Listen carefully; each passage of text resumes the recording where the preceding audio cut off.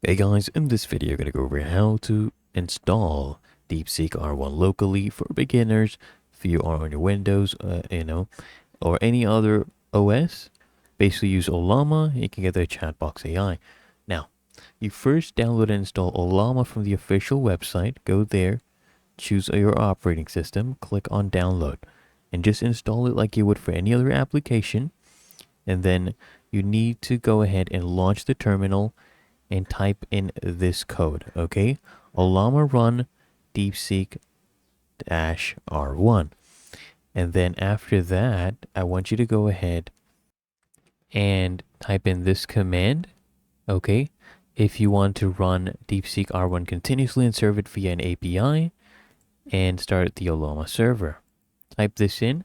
Now, if you want to run Ollama on a hardware that is not that strong or not as powerful, you can go ahead and do this. Ollama run deepseek -r1 and choose the different parameter size you would like it to run. Basically replace the X with the parameter size. Okay? And you're basically done. Really that easy and simple. If you found this helpful, make sure you smash that like button and subscribe to frequently asked questions.